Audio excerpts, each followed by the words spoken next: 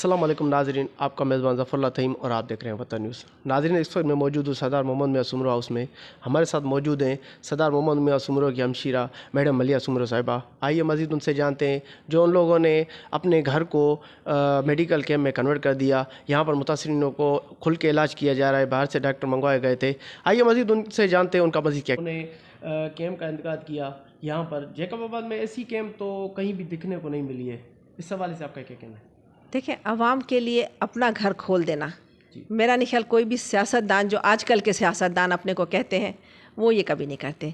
खुदमत गुज़ार हमेशा करते हैं और हम तो खुदमत गुज़ार हैं अपने शहर के। मेरी वालदा ने, मेरे वालिद ने, मोहम्मद मियां साहब ने हमेशा इस शहर की खिदमत की है और ऐसे ऐसे काम किए हैं जो कि कोई सियासतदान कभी भी ना करे। अब इस असल में बच्चे सियासतदान जो अब है ना, वो बिजनेसमैन हैं। वो सिर्फ अपनी जेबें भरने आते हैं, वो अपनी ज़ात से आगे उनको कुछ नज़र ही नहीं आता।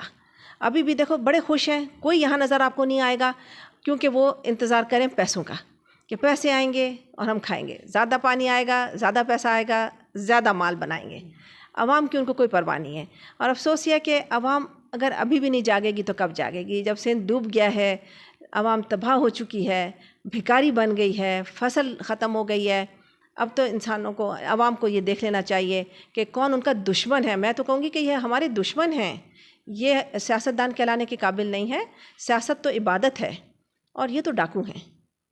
हो रहा कि आके राशन जो है अपने गोदामों में बंद किया हुआ है, ख़राब कर रहे हैं, लेकिन आवाम को नहीं पहुँचाना है क्योंकि आवाम को पहुँचाना मुश्किल काम है। मुश्किल काम क्यों करें वो गर्मी में? वो तो पैसा बना के तो मौज में रहना पसंद करते हैं ना, बैरून मुल्क रहते हैं और पैसा, उनके बच्चे बैरून मुल्क पढ़ते हैं तो यहाँ स्कूल वो क्यों बनाए? स्कूल ख़त्म हो गए, तबाह हो गए, होते रहे। उनके बच्चों ने तो नहीं पढ़ना ना, पढ़ना तो आम आदमी ने ना, जैकबाबाद की आवाम ने पढ़ना है। ये क्यों परवाह करेंगे स्कूलों का? अस्पताल, डॉक्टर्स की टीम हम इसलिए लाए हैं कि ये काम हुकूमत का होता है। जिस दिन सैलाब आया उस दिन पता था कि बीमारियाँ भी आएंगी, पता था कि उसके बाद भूख आएगी, पता था कि उसके बाद आवाम की हालत ख़राब होएगी, अमवात होएंगी।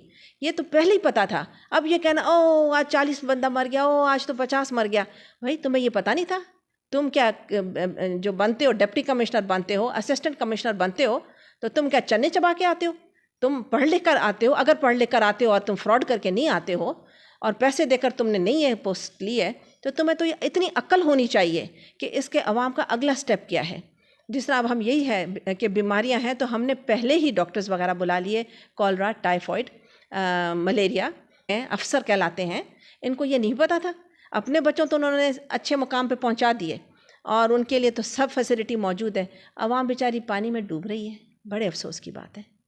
बाजी, एक और सवाल, जैकबाबाद में जो डीसी साहब हैं वो तो कह रहे हैं कि 27 लाख रुपए डेली बेसिक पे जो मैं खाना प्रोवाइड कर रहा हूँ मुतासरीनों में। नहीं आता है, 27 लाख रुपया जेब में जाता है, बाकायदा जाता है और रसीदें बनती हैं।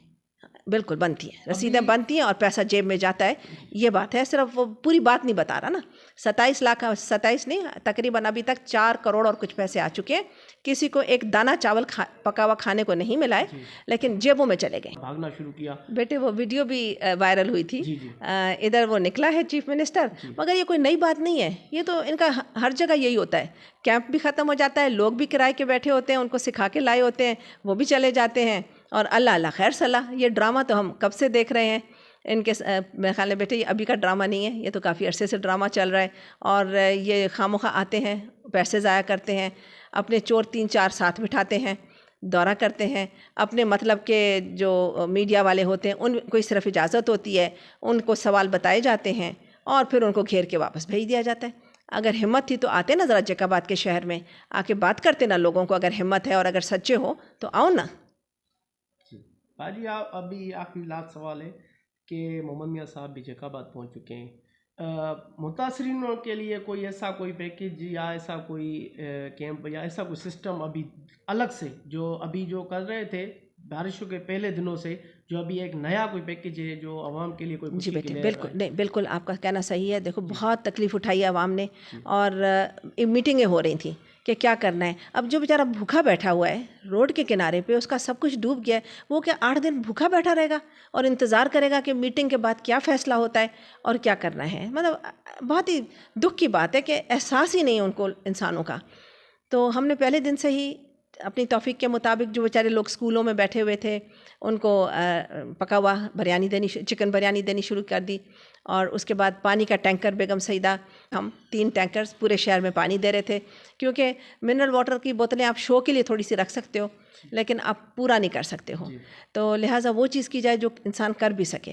तो आज भी 1 महीना हो गया है और हमारे टैंकर्स पानी पूरे शहर में और सैलाब मुतासरीन तक पहुंचा रहे हैं तौफीक के मुताबिक। और अब बच्चे सबसे ज़्यादा मरहला है इनको रीहैब करने का, और मौलाना मियां साहब तो यही कह रहे हैं, और मैं तो कहूँगी कि ये फ़ौज को करना है। फ़ौज ने अगर तो हुकूमत के हवाले कर दिया तो फिर तो किसी को कुछ नहीं मिलेगा। तो मेरी रिक्वेस्ट है फ़ौज से, रेंजर्स से, कि वो ख़ुद इस काम को, रीहैब का जो काम है, क्योंकि लोग अपने घरों में मुतासरीन हैं, उनको हुकूमत कुछ नहीं देगी, 4-5 साल बेचारे इसी तरह ख्वार होएंगे, फिर आहिस्ता आहिस्ता अपनी मेहनत से वापस बना लेंगे। मुझे तो ये नज़र आ रहा है, लेकिन मोहम्मद मियां साहब पूरी कोशिश कर रहे हैं कि अब ज़्यादा उस तरफ